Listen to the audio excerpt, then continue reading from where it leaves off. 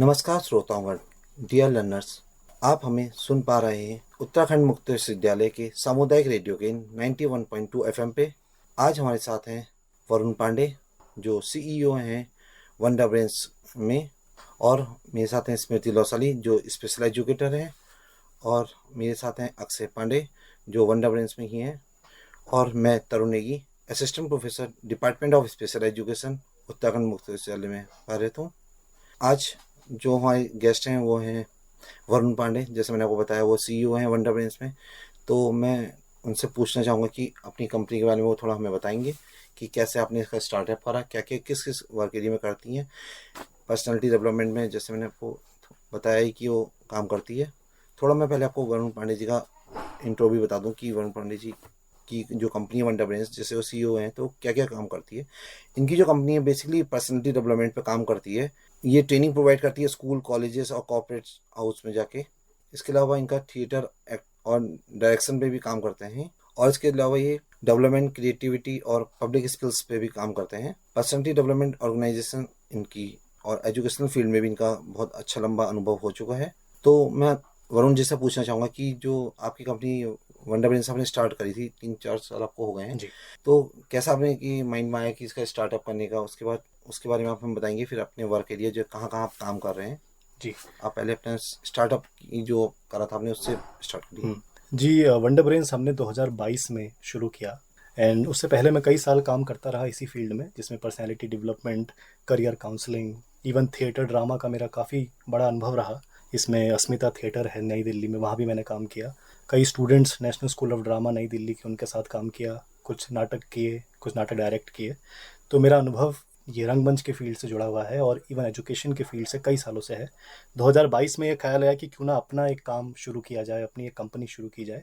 तो इसमें मेरे पार्टनर नीरज जोशी जी, जो सोशल वर्कर है और काफ़ी अनुभव उनका भी सोशल वर्क में है, और उनके साथ ये कंपनी को शुरू किया हम लोगों ने। इसमें बेसिक जो हमारा एम है और हमेशा रहेगा वो ये है कि हर बच्चा इम्पॉर्टेंट है, एवरी चाइल्ड इज़ इम्पॉर्टेंट। तो इसी मानसिकता से, इस विचारधारा से हमने शुरू किया कि no child should be left behind. तो बच्चे को कुछ चीज़ों में ट्रेन होना आज के भारत में ज़रूरी है, जैसे कि कॉन्फिडेंस बच्चे का अच्छा होना ज़रूरी है।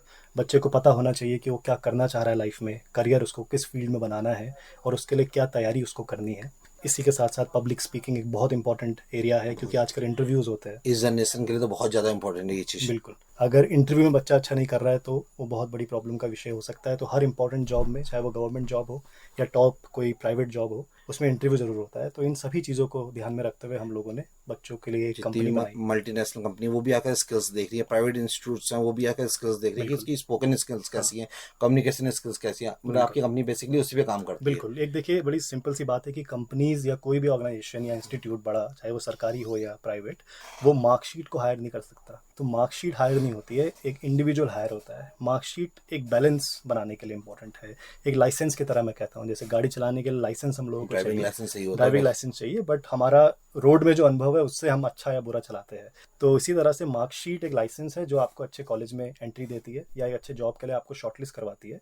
बट उसके बाद आप कैसा बोलते हैं, कि आपका व्यक्तित्व है, क्योंकि कई ऐसे इंटरव्यूज़ होते हैं जिसमें साइकोलॉजिस्ट भी बैठे होते हैं। तो वो देखते हैं आपका व्यक्तित्व किस तरीके का है, आप कैसी विचारधारा रखते हैं, क्या आप फिट है या नहीं। वो उसी हिसाब का असेसमेंट कर लेते हैं जो इंटरव्यूज में बैठे रहते हैं। बिल्कुल बिल्कुल। तो जैसे आपने अपने स्टार्टअप की तो लाइव बताई कि आपने क्या क्या जर्नी आपकी कैसे रही, उसके अलावा आप अपने वर्क एरिया बताएंगे कि क्या किस क्षेत्र में आप काम कर रहे हैं। देखिए बेसिकली हमारा उत्तराखंड में ही हम लोग काम कर रहे हैं। मेरा आइडिया था कि उत्तराखंड को ही हम थोड़ा प्रमोट करें शुरुआत में। हम अक्सर जाते हैं, दिल्ली भी जाते हैं, नोएडा भी जाते हैं, टॉप स्कूल्स में जाते हैं। मगर मैंने ये देखा कि अगर ज़रूरत है तो शायद वो हमारे जो ग्रामीण एरियाज़ है उत्तराखंड के उत्तराखंड में, वहाँ ज़रूरत है। वहाँ के बच्चों को स्किल्स की आपने हमने देखा कम्युनिकेशन स्किल्स में वो पीछे रह जाते हैं। बिल्कुल। भले ही उनके एकेडमी कितना भी अच्छा हो, पर जब वो मल्टीनेशनल कंपनी में कहीं इंटरव्यू फेस करते हैं तो उसमें वो पीछे रह जाते हैं, क्योंकि उनकी कम्युनिकेशन स्किल्स या फिर थोड़ी वीक है, स्पोकन स्किल्स में वो पीछे रह जाते काफ़ी हैं। तो वीक है। और उस देखिए पर आप काम करते हैं पलायन बेसिकली। का कारण भी क्या है कि हाँ, बच्चे अपने आप को स्किलफुल नहीं नहीं दे। बना पाते, इस वजह से उनको शिफ्ट होना पड़ता है और एक काफ़ी ऑर्डिनरी सी जॉब वो फिर करने लगते हैं दिल्ली, मुंबई, बेंगलोर में। ये तो देखा हम गया। लोग हल्द्वानी में, आसपास के रुद्रपुर है, अल्मोड़ा में हम लोग काम करते हैं, ग्रामीण एरिया में भी काम करते हैं और शहरों में भी काम देखे वैसे बेसिकली देखिए जो हमारे पहाड़ के बच्चे हैं उनमें नॉलेज तो है, एकेडमिक नॉलेज उनको काफी है, पर जब वो कम्युनिकेशन की या फिर स्पोकन इंग्लिश उन चीजों की बात आती है तो उसमें बहुत पीछे हो जाते पीछे हैं, रह जाते हैं। या क्रिएटिव थिंकिंग की बात आती है तो उसमें वो पीछे हो जाते हैं। हाँ, इसका मतलब बिल्कुल ये नहीं है कि उनमें टैलेंट नहीं है या वो नहीं वही मैं उतने कह रहा हूँ, क्रिएटिव एकेडमिक नहीं है। नॉलेज काफी होती है, बिल्कुल, पर उसमें वो लोग इवन पीछे रह जाते हैं। उनको वो माहौल नहीं मिल पाता है घर में माहौल नहीं मिल बेसिकली। पाता है। वरुण जी, जैसे आप आपके कहने उनकी का आप अर्थ है कि काउंसलिंग भी कहीं करते ना होंगे। कहीं व्यक्तित्व विकास जो है, पर्सनालिटी डेवलपमेंट एक जरूरी पार्ट है लाइफ हम्म, का। तो क्या इसके अलावा भी कुछ और चीजें हैं जो एज अ स्टूडेंट आपको लगता है, या कि बच्चे के साथ और भी कुछ चीजें हैं बिल्कुल। इम्पोर्टेंट कि देखिए उसे। जो सारी चीज़ों की हम बात कर रहे हैं जैसे पर्सनालिटी डेवलपमेंट, कम्युनिकेशन स्किल्स, ये सब बाद में आने वाली चीज़ है, ये आउटर स्किल है। यानी कि ये सॉफ्ट स्किल्स है, इंपॉर्टेंट है, पर उससे पहले एक स्किल है जो बच्चों का साइकोलॉजिकल ग्रोथ है, वो जी उस पर अगर काम नहीं होता है तो ये चीज़ों के मायने रह नहीं जाते हैं। अगर मैं एक बच्चे को पब्लिक स्पीकिंग सिखा रहा हूँ और बच्चा किसी ना किसी तरह से किसी स्ट्रेस में है, कुछ एंग्जाइटी में लाइफ जी रहा है या घर में उसके कोई प्रॉब्लम है, उस चीज़ को अगर हम रिजॉल्व नहीं करते और सीधे उस पर थोप देते हैं सारी नॉलेज, हमारा अनुभव, हमारी मैच्योरिटी, तो कई बार बच्चा उस तरह से उस चीज़ को नहीं सीख पाता है। ये बेसिक इश्यूज टीचर्स के साथ आते हैं जब हम टीचर से बात करते हैं। एज अ काउंसलर भी मैंने देखा है कि आजकल एक बच्चों की एक बहुत बेसिक कंप्लेन होती है, वो कहते हैं कि पेरेंट्स हमारी बात नहीं बिल्कुल सुन रहे हैं। बिल्कुल। तो आप मुझे थोड़ा सा इस विषय में बताएं कि क्या आपको ऐसा लगता है कि वास्तव में ऐसा हो रहा है, या फिर वो बच्चे का एक अपना एक पर्सपेक्टिव है चीजों देखिए को सोचने ये का। बड़ा डिबेटेबल है। बच्चे कई बार अटेंशन के लिए भी करते हैं, बच्चे लव हंग्री होते हैं, अटेंशन हंग्री होते हैं, मगर इसका मतलब ये नहीं है कि हम नज़रअंदाज करें कि घरों में आजकल कम्युनिकेशन की कमी है। पहले शायद कम्युनिकेशन थोड़ा ज़्यादा होता था, लोग समय साथ बिताते थे, शाम के क्योंकि टाइम पे, क्योंकि डिनर के टाइम पे। जॉइंट फैमिली होती थी, दादा दादी रहते थे। हम लोग भी जब छोटे रहे तो हमें दादा दादी से कुछ कहानियां जी। सुनने को मिलती थी, तो उससे क्या था, डेवलपमेंट होना अच्छा डेवलपमेंट होता होता था। और इवन सबसे बड़ा आजकल दुश्मन जो है मोबाइल फ़ोन था। है। मोबाइल फोन हो आप गया। देखते हैं कि अगर एक डाइनिंग टेबल में भी लोग बैठे हैं तो आपस में बात नहीं करते, लेकिन एक दूसरे को मैसेज भेज देते हैं अगल बगल से। तो ये जो सारी चीज़ें, इससे बच्चे को लगता है कि मेरे घर में फ्रेंड्स नहीं है। माँ बाप को ना फ्रेंड का रोल भी प्ले करना होता है, गाइड का रोल भी प्ले करना होता है। जब ये कम्युनिकेशन छूट जाता है लाइफ में, तब बच्चे फिर बाहर ढूंढते हैं कम्युनिकेशन। या तो वो अपनी एज के बच्चों के साथ ढूंढते हैं जो उनको भ्रमित कर देते हैं, एक गलत दिशा में ले जाते हैं, या फिर वो किसी ऐसे एक इंसान से कम्युनिकेशन करने लगते हैं जो इमेच्योर है या फिर थोड़ा नेगेटिव है। तो यहीं से शुरुआत होती है मैम।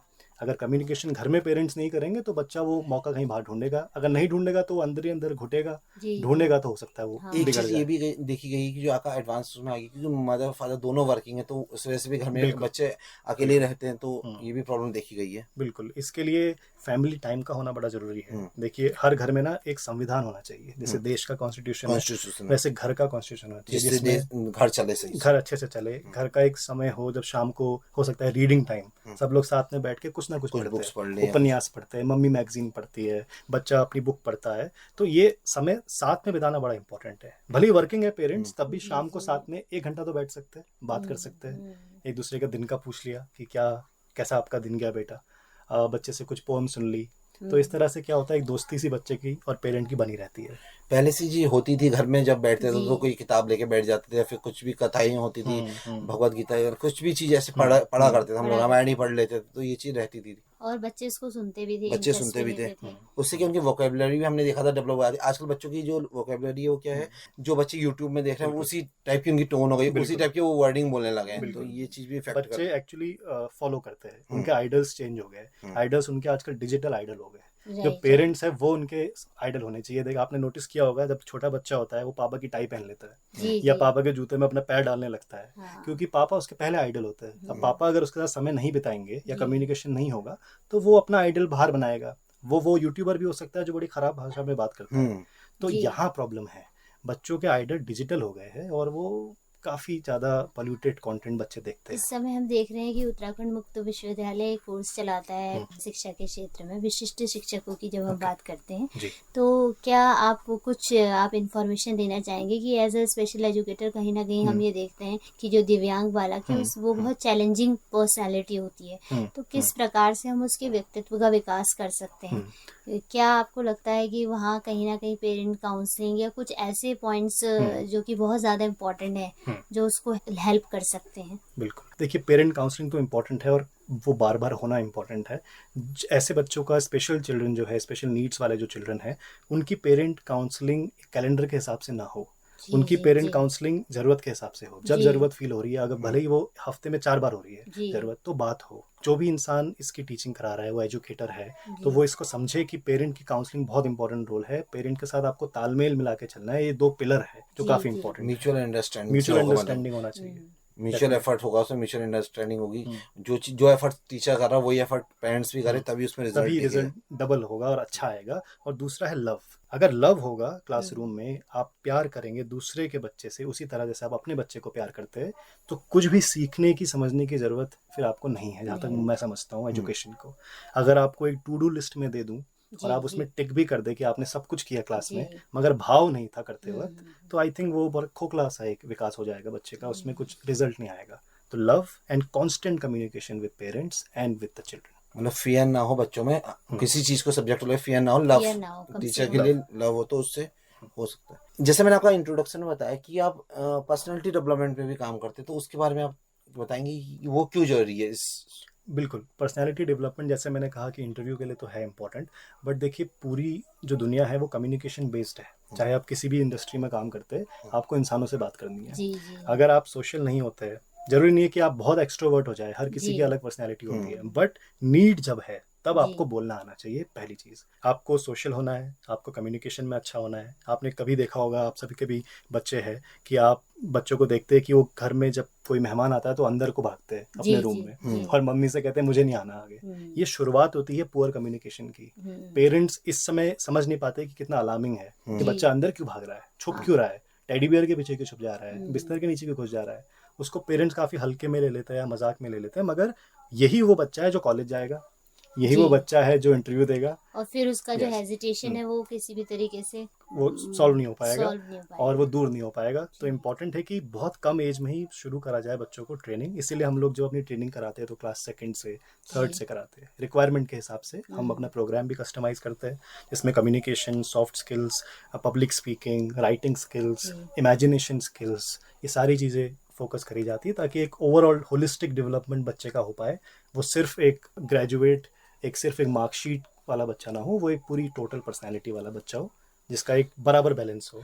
जो मतलब आजकल जो हमारी NEP 2020 में कहा गया हॉलिस्टिक डेवलपमेंट हो, मतलब बच्चे का बिल्कुल। पर्सनल डेवलपमेंट क्या एक तरह से एकेडमी के साथ साथ हॉलिस्टिक डेवलपमेंट पे काम करता है। राइट, बिल्कुल।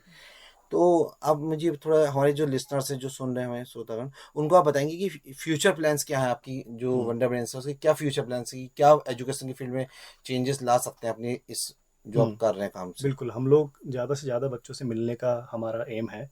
अभी हम लगभग अराउंड 20,000 स्टूडेंट से मिलते हैं साल में। हम चाहेंगे वो और बढ़े, तो हम धीरे धीरे अपनी टीम को बढ़ा रहे हैं, बिकॉज हमारा मेन फोकस है कि जो हम एजुकेटर्स हायर कर रहे हैं वो काफ़ी इक्विप्ड हो बच्चों को पढ़ाने के लिए, वो प्यार करते हो अपनी जिस चीज़ को कर रहे हो उससे बहुत प्यार करते हो, लव करते हो एजुकेशन को। और फिर हम धीरे धीरे अपनी टीम को बढ़ाएंगे और बच्चों से भी मिलेंगे। ये हमारा एक फ्यूचर, जो हमारी कंपनी है प्राइवेट लिमिटेड, उसका ये एम है। मेरा पर्सनली एम है एक स्टडी सेंटर खोलने का वंडर ब्रेन्स का, जिसमें हम अंडर प्रिविलेज बच्चों को भी पढ़ाए। और हो सके तो अगर, क्योंकि अभी हमारे पास स्पेशल नीड्स वाले टीचर नहीं है, अगर फ्यूचर में हो तो उन बच्चों को भी हम लोग उसमें वेलकम करें। और देखिए, एक बड़ा इग्नोर्ड सेक्टर है, कैटेगरी है, जो है मिडिल क्लास। एक या तो हम अंडर प्रिविलेज बच्चों को ही प्रमोट करते हैं, या हायर क्लास को हम लोग प्लीज करते हैं। कहना नहीं चाहिए बट ये सच है। बट इन सब में ना वो मिडिल क्लास बच्चा जो है वो कहीं ना कहीं छूट जाता है, जिसके पेरेंट्स में स्वाभिमान बहुत होता है। तो अगर आप उनको मदद करेंगे तो वो कई बार मना कर देते हैं। और ऐसा भी हो सकता है कि उस फैमिली में सिर्फ एक ही कमाने वाला हो और फादर उसको सिर्फ एक अच्छे स्कूल में एजुकेशन दे पा रहे हो, लेकिन अगर बच्चा चाह रहा हो कुछ अदर एक्टिविटीज सीखने के लिए, उसको नहीं मिल तो वो शायद उसको नहीं मिल पाती। वो साधन उसे और मिले। पेरेंट्स कहते भी नहीं है, क्योंकि वो जैसे आपने कहा कि उनमें स्वाभिमान बहुत होता है। एज अ मिडिल क्लास कहीं ना कहीं हम नोटिस भी करते हैं कि वो जो बच्चे होते हैं वो कहीं ना कहीं दब जाते हैं। मैं तो कई बार देखता हूँ, मैं कई बार नोटिस करता हूँ। मुझे लगता है हर एजुकेटर को ये करना चाहिए। पढ़ाने से पहले आपको ऑब्जर्व करना चाहिए कि आप किन्हें पढ़ा रहे हैं। कई बार मैं एक स्कूल में गया तो म्यूजिक रूम में मैंने अपनी क्लास रखी, तो मैंने देखा कुछ बच्चे अपने शूज जब उन्होंने खोले तो सॉक्स भी खोले साथ में, क्योंकि उनके जो सॉक्स थे वो आगे से थोड़े फटे हुए थे। ये वो बच्चा है, वो मिडिल क्लास बच्चा है जो कभी भी दिखाएगा नहीं कि मुझे जरूरत है, वो कभी नहीं मांगेगा आपसे, मगर जरूरत तो वहां भी है। तो भले ही आप उन्हें कपड़े ना दे, उनके पेरेंट्स का जो स्वाभिमान है उसकी इज्जत करते हुए आप उन्हें कपड़े ऑफ कोर्स नहीं दीजिए, मगर साधन तो दे सकते हैं। कितने ऐसे कोर्सेज है जिसमें आप उनकी हेल्प कर सकते हैं, उनको एनरोल करा सकते हैं। जैसे आपने बताया हॉबी क्लासेज है, आप मदद कर सकते हैं, आप स्कूल से पूछ सकते हैं, as a teacher, as a social worker, as a professor here also. आप ये तो पूछ सकते हैं कि कौन बच्चा है जिसका थोड़ा आई थिंक ड्यू चल रहा है फी, जी वो नहीं डिफॉल्टर है मगर बड़ा शार्प इंटेलिजेंट बच्चा है, या किसी एक कला में अच्छा है, कहीं ना कहीं छुप के भी एनोनिमस जी। होके भी उसकी मदद हो सकती है। पार्टिसिपेट करता है जो बच्चा हाँ। हर चीजों में। जी। कई बार सिंगल पेरेंट भी होते हैं, हम देखते बिल्कुल हैं होता कि सिर्फ मदर है या फादर है, और देखते हैं हम बहुत स्ट्रगल के बाद उन्होंने जो है अपने बच्चों को आगे बढ़ाया होता है, बिल्कुल। लेकिन वो पेरेंट्स कभी भी सामने आकर के ये नहीं कहते हैं कि हमने कितना हार्डवर्क किया अपनी लाइफ में। लेकिन हम उनके बच्चों से मतलब कहीं ना कहीं उन बच्चों को हम नोटिस करें तो कुछ अगर अभाव है, कुछ कमियां हैं, तो शायद हम उन्हें किसी तरीके से उनको कर पूरा भी सकते कर हैं। सकते हैं। बिल्कुल, यही हमारा जो वंडर ब्रेन्स का हम स्टडी सेंटर खोलेंगे, उसमें हर वर्ग से बच्चा आएगा, चाहे वो मिडिल क्लास बच्चा हो, अंडर प्रिविलेज हो, और सब साथ में पढ़ेंगे। वो हमारा एक 5 सालों का अगला एम है। हमें प्रोग्राम चला रहे हैं आजकल, sponsor a child program Wonder Brains Foundation में। उसमें जो मैंने आपको देखा था मैंने अपने बायो में देखा था, उसमें जी, CSR से भी आप लोग काम कर CSR कई में हम बार लोग कर रहे हैं। CSR कई में सारे लोग हैं जो हमारे मित्र हैं जो फॉरेन कंट्रीज में हैं, वो बच्चों को स्पॉन्सर करते हैं, और बच्चों की फ़ी अगर कहीं पेंडिंग है तो वो सीधे खाते में बच्चे के स्कूल में वो दे देते हैं बिना अपना नाम बताए। तो वो प्रोग्राम हम लोग आजकल चला रहे हैं, उसी को हम और गति से आगे बढ़ाएंगे अगले 5 क्योंकि साल में। हमारे फील्ड में तो तरुण जी ऐसा बहुत होता है कि कई बार दिव्यांग बच्चे को कोई भी मदद कोई करने के लिए नहीं रेडी नहीं कोई होता आगे है। नहीं आता। इवन पेरेंट्स भी रेडी नहीं होते, कई बार वो हार मान हो जाते हैं बिल्कुल। क्योंकि फिनेंशियली उनकी कंडीशन इतनी अच्छी नहीं होती है। वो कहते हैं कि मैम हम कहाँ से पूरा करें, हमारे पास तो अपने लिए ही नहीं है, बिल्कुल। तो हम बच्चे की वो कई बार रिक्वायरमेंट्स भी पूरी नहीं कर पाते हैं। जो चिल्ड्रन विद स्पेशल नीड्स में देखा गया कि पेरेंट्स, देखिए जो भी पेरेंट्स रहते हैं उनकी एक्सपेक्टेशन तो ये रहती है कि ये मेरा बच्चा है, ये जॉब करेगा तो कल को मेरा जो नीड्स है उसको फुलफिल करेगा। जी जी अब यहाँ मेंटेलिटी क्या है पेरेंट्स की, जो चिल्ड्रन उनको पता है कि ये कुछ पढ़ भी लेगा तो हमारी कुछ कुछ कर नहीं नीड्स पाते। फुलफिल तो करेगा नहीं इन फ्यूचर, तो क्यों उसको इन्वेस्ट क्यों करना पढ़ाई है? करके, क्यों इसमें इन्वेस्ट करें, क्यों ना हमारा जो बच्चा ठीक है उसको हम विदाउट डिसेबिलिटी वाला उसको हम पढ़ाएं, हाँ। तो वो उसको आगे प्रमोट करते हैं। तो ये देखा गया कि तो हाँ, ये वो बच्चे की ड्रॉप आउट हो जाते हैं कई बार, इसी बिल्कुल। वजह से वो बच्चे ड्रॉप आउट हो जाते हैं, बिल्कुल। मतलब कोशिश ही नहीं करते फिर पेरेंट्स, ये भी देखा ये एक्चुअली बच्चों को प्रोडक्ट की नज़र से ना देखे पेरेंट्स, तो वो काफ़ी अच्छा रहेगा बच्चों के विकास के लिए भी। कई बार हम लोग प्रोडक्ट और इन्वेस्टमेंट एक मार्केट की तरह बच्चे जी को जी उस मानसिकता से देखने लगते हैं, तो ये काफ़ी दुखद है। ऐसा नहीं हो तो आई थिंक अच्छा रहेगा। और पेरेंट्स से भी मेरी रिक्वेस्ट है कि अगर कोई स्पेशल चाइल्ड है आपका, तो प्लीज़ उसको प्रमोट करिए, उस लाइफ को रिस्पेक्ट करिए। उस बच्चे ने आपके घर में जन्म लिया है, वो आपके थ्रू लिया है, मगर वो आप नहीं है उसका स्रोत, जी। वो भगवान के घर से आया है, आपके थ्रू आया है, वो उसके लिए आप सौभाग्य आपका है। वरुण आपने अपना ये सब तो बता दिया, तो मैंने आपका और देखा था इसमें कि आप इंटरव्यूज की भी ट्रेनिंग देते हैं, जैसे जो गवर्नमेंट एग्जाम्स होते हैं उसके लिए भी देते हैं, और जैसे किसी मल्टीनेशनल कंपनीज में भी देखते हैं, या फिर कोई आपके कॉर्पोरेट्स के आते हैं उनको भी आप ट्रेन करते हैं। बिल्कुल। तो इसमें कैसे आप हेल्प आउट करते हैं उनका, तो उसके बारे में हमें थोड़ा हम बताएंगे। लोग एक मॉक सिलेक्शन ड्राइव करके ट्रेनिंग चलाते हैं, जिसमें कई राउंड्स हम लोग बच्चों को करवाते हैं। पहला राउंड उसमें रेज्यूमे राइटिंग रहता है, तो बच्चे का अच्छा रेज्यूमे बनाना। उसके बाद अगला राउंड रहता है GD, ग्रुप डिस्कशन, जो काफ़ी इंपॉर्टेंट है, हर जगह होता है। बहुत कुछ तो ग्रुप डिस्कशन की बच्चों को ट्रेनिंग कराते हैं, वो चलती है 4-5 दिन। रिज्यूमे बनवाते हैं। लिंक्डइन का प्रोफाइल बनाना आजकल बच्चों के लिए बड़ा इंपॉर्टेंट है, क्योंकि वहीं से आजकल हायरिंग भी हो रही वहीं से है, hiring ऑफर भी आते हैं वहाँ पे। तो लिंक्डइन के डिजिटल माध्यम से भी बच्चों को रिज्यूमे अपलोड करना, प्रोफाइल बनाना सिखाया जाता है। देन फाइनली बच्चों की इंटरव्यू ट्रेनिंग होती है, dos and don'ts in an interview, कैसे ड्रेस करना है, ड्रेस सेंस बड़ा इंपॉर्टेंट है। ड्रेसिंग कई बार बच्चे बड़े अतरंगी शूज पहन के या टाई पहन के चले जाते जी, हैं, जी। तो किस तरीके की टाई पहननी है, कौन सी शर्ट का Formal dress कॉम्बिनेशन, क्या फॉर्मल है, ड्रेस क्या है, हेयर स्टाइल क्या होना चाहिए, क्या आप हेयर में कलर करके जा सकते हो, नहीं आ सकते हो। तो कई चीज़ें होती है जो बहुत छोटी हम लोगों को लगेगी एज एडल्ट्स, मगर बच्चों को आइडिया नहीं होता है। इवन नेल्स कैसे होने चाहिए, तो इन सब चीज़ों की, ड्रेस सेंस की, बॉडी लैंग्वेज की, इंटरव्यू की, रिज्यूमे राइटिंग की, GD की, पब्लिक स्पीकिंग, इन सब चीज़ों की हम लोग इंटरव्यू ट्रेनिंग कराते हैं बच्चों की। तो इसमें अब इंटरव्यू के बारे में बच्चों को हेल्प आउट करते हैं ऐसे कर। जी। जो हमारे लिसनर्स हैं, आप उनके लिए कुछ मैसेज देना चाहेंगे, जो हमारे जो टॉक को सुन रहे हैं उनके लिए, लिसनर्स के लिए कुछ मैसेज देना चाहेंगे। बिल्कुल। जैसे कि मैं एजुकेशन के फील्ड से हूँ, तो मैं एजुकेटर से वहाँ पे बात करना चाहूँगा, या फिर इवन पेरेंट्स है, क्योंकि हर एक इंसान जिसके साथ एक बच्चा भी है घर में, या उसका कज़न है, या उसका छोटा भाई है, या कोई भी बच्चे के साथ आप डील कर रहे हैं, तो आप एक एजुकेटर है, कहीं ना कहीं से आप उसे एजुकेट कर रहे हैं, कॉन्शियसली सबकॉन्शियसली एजुकेट आप कर रहे हैं। तो बहुत इंपॉर्टेंट है कि आप बच्चे को जब भी डील करते हैं तो एज एजुकेटर लविंगली डील करिए। आप अगर कहीं टीचर है, किसी स्कूल में पढ़ा रहे हैं, तो आप ये कोशिश करिए कि आप क्या अलग कर सकते हैं, क्या एक्स्ट्रा कर सकते हैं। अगर आपकी जॉब सुबह 8 से दिन के 2:30 बजे तक है, तो उसके बाद भी आप क्या रोल प्ले कर सकते हैं। जब आप एक टीचर का रोल प्ले कर रहे हैं, आपने टीचर का जॉब चुना है, तो वो रोल कभी ख़त्म नहीं होता। और वो एक थैंकलेस जॉब भी है। राइट, हो सकता है आपको तुरंत उसका अप्रिशिएशन ना नहीं मिले, मिलेगा। मगर बच्चे की लाइफ आप बदलते हैं तो वो 10 गुना वापस आता है आपकी जी, लाइफ में। जी। तो एजुकेटर्स से, टीचर्स से, पेरेंट्स से मेरी यही रिक्वेस्ट है कि लविंगली बच्चों को डील करिए, और कुछ एक्स्ट्रा अगर आप दे सकते हैं अपनी तरफ से बच्चे को तो ज़रूर दीजिए, उसको गाइडेंस दीजिए, खुद भी रिसर्च करिए, उसको थोड़ा मॉनिटर करिए उसकी ग्रोथ।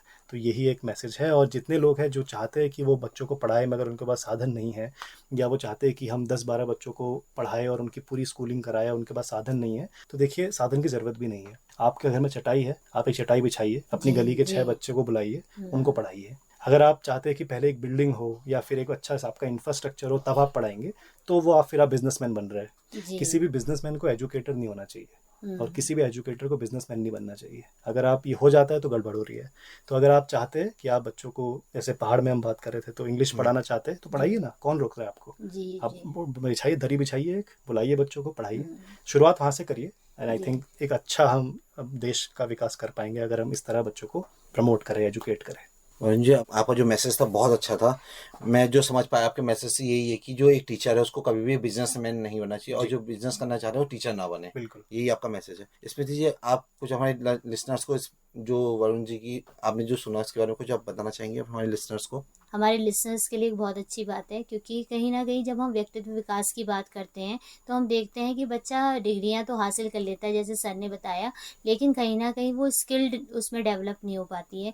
तो मैं भी यही कहना चाहूँगी कि जब कभी आप इंटरव्यू में जाते हैं तो आपकी डिग्री मैटर नहीं करती है, लेकिन आपकी पर्सनैलिटी बहुत मैटर करती है। आप में क्या स्किल्स हैं, आप एक्स्ट्रा उस पर्सन को क्या देना चाहते हैं, वो आपके व्यक्तित्व में क्या देखना चाहता है, ये सारी चीज़ें तो वरुण जी ने हमें बड़े अच्छे तरीके से समझाई।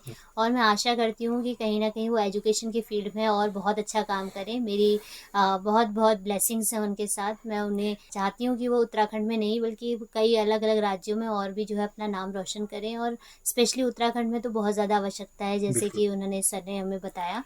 स्मृति, जैसे आप कई बार इंटरव्यूज लेने भी जाती तो आप वहाँ जी। क्या देखती, जो टीचर में क्या क्वालिटीज देखती, तो उसके बारे में बताएंगे कि क्या जो आप क्वालिटीज देखती हैं चीज़ों के सिलेक्शन में कि इस टीचर को लेना है, इसको नहीं लेना, वो कैसे आप जज करती हैं, तो उसके बारे में थोड़ा बताएंगे? जितने भी मैंने इंटरव्यूज़ वगैरह लिए हैं तो मैं हमेशा दो चीज़ें नोटिस करती हूँ। एक डेडिकेशन बहुत देखती हूँ, और मुझे दूसरा, मुझे जैसे सर ने भी कहा कि लव, केयर, अफेक्शन बहुत ज़्यादा ज़रूरी है।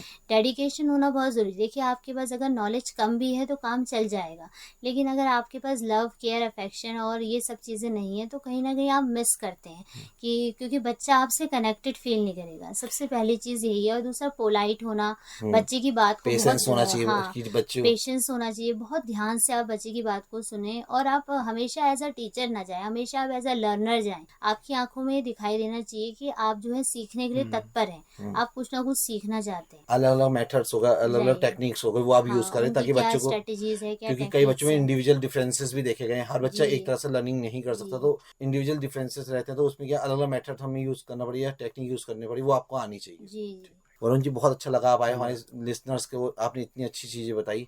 मैं आशा करता हूँ कि आप नेक्स्ट टाइम और आएँ तो बिल्कुल, कुछ नए बिल्कुल। टॉपिक के साथ हम आपसे चर्चा करें। Definitely, definitely. Thank you so much, मुझे हाँ, आप लोगों ने इनवाइट किया। Thank you so much. Listener जो भी हमारे सुन रहे श्रोतागण हैं, उनसे कहना चाहूँगा, अगर आपको कुछ और टॉपिक में अगर चाहते हैं तो आप हमें कमेंट करके बताइएगा, तो हम नेक्स्ट टॉपिक में वरुण जी को जरूर इनवाइट करेंगे।